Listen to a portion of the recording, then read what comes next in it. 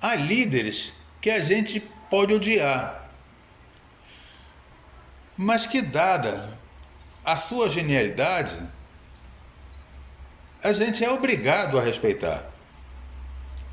Vou contar exemplos simples. Eu não sou historiador, mas é claro, a gente sempre se informa. O caso de Alexandre o Grande, que era um cara extremamente cruel. O Alexandre da Macedônia. Eu prefiro chamá-lo Alexandre da Macedônia a Alexandre o Grande. Ele foi um grande general, um grande estratego. E eu não creio muito nessa história de que ele ficava na frente de batalha, nada disso. Eu acho que ele ficava bem resguardado, mandando ordens através de outros homens aos seus exércitos. Mas que isso não fazia dele, em momento algum, um mau general, um general incompetente. Então ele foi brilhante na arte da guerra, foi brilhante na estratégia militar. Você vê um outro caso como Napoleão. Napoleão era cruel, era perverso, era como Alexandre, um conquistador. Então, detestável, odiável como Alexandre. Mas não podemos negar a habilidade militar de Napoleão, a competência dele como general, que foi tão grande que ele chegou a travar uma guerra.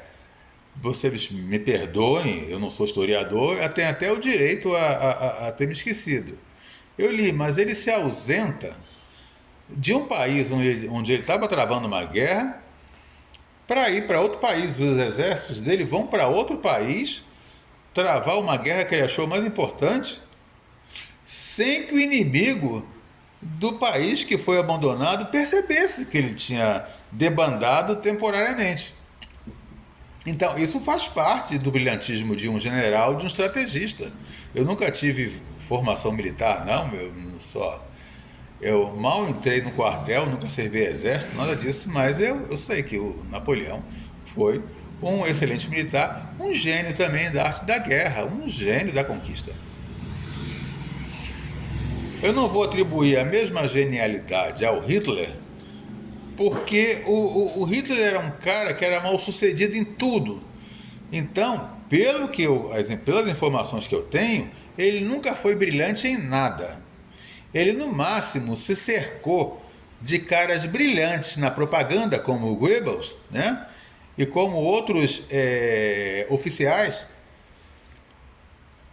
para, ou seja, viver carregado nas costas deles.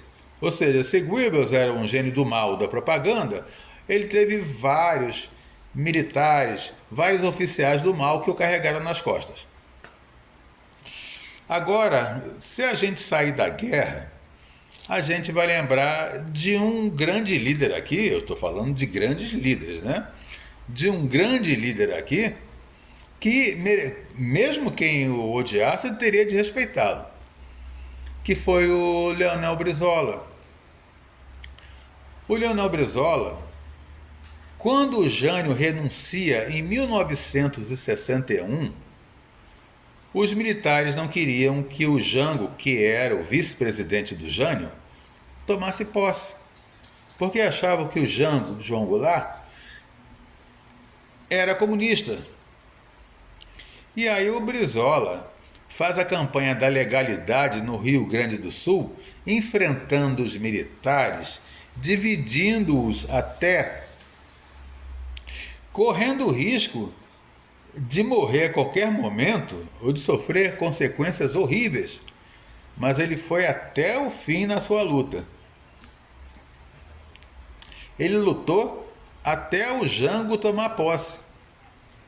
Claro, houve uma negociação e o Tancredo Neves se torna primeiro-ministro,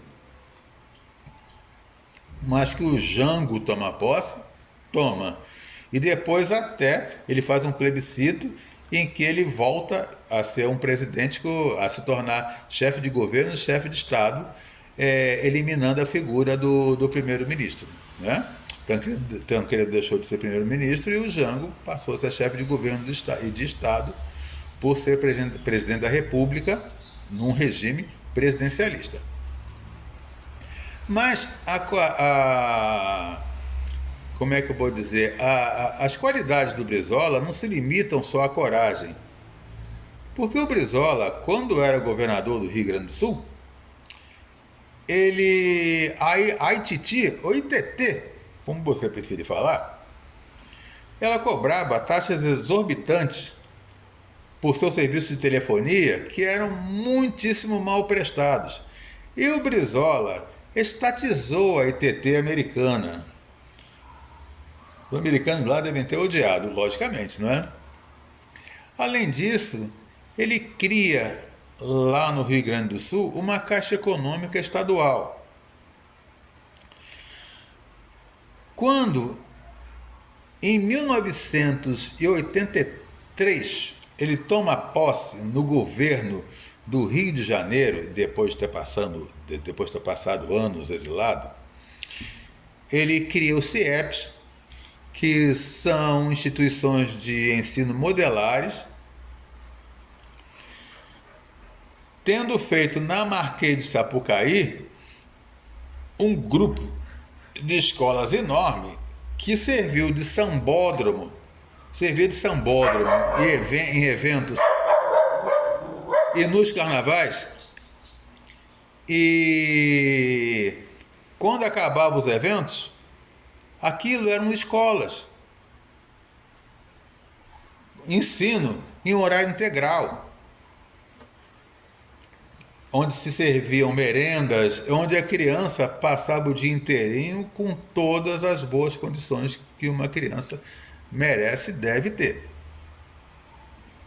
Ou seja, Brizola foi um grande líder, não só pela coragem, mas também pelo seu talento, pela sua qualidade como gestor. É bem óbvio que os CIEPs foram ideia de Darcy Ribeiro, mas o Brizola conduziu com a maior competência e além de ter tido outros grandes trabalhos na área social dentro do Rio de Janeiro.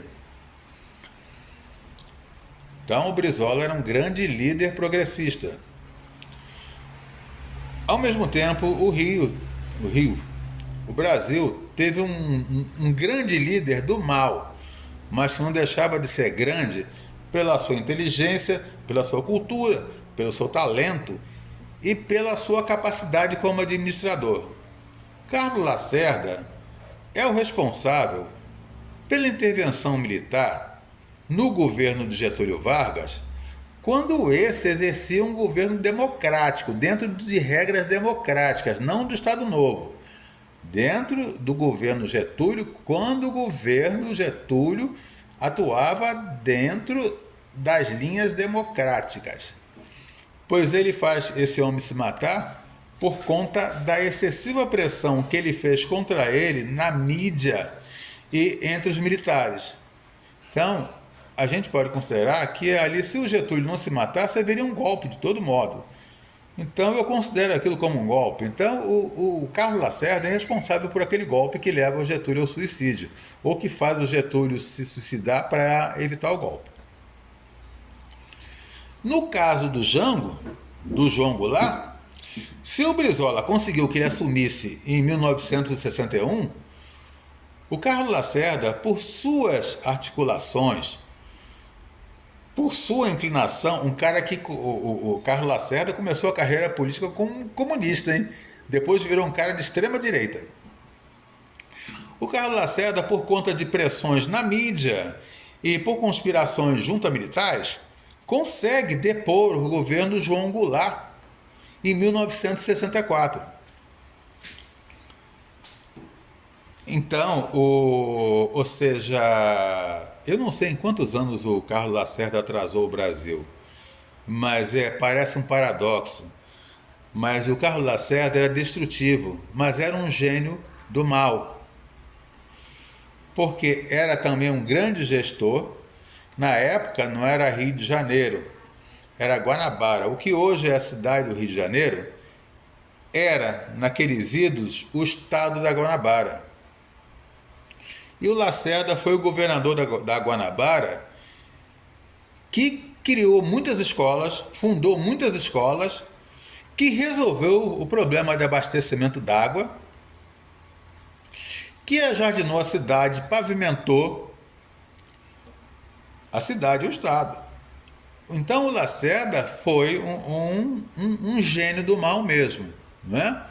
Um cara, é claro, que na relação custo-benefício, o Brasil mais perdeu do que ganhou com o Carlos Lacerda. Mas a gente não pode negar que ele, porque ele era um cara destrutivo, mas a gente não pode negar que ele, apesar de muito mal, apesar de um demônio, ele era um gênio.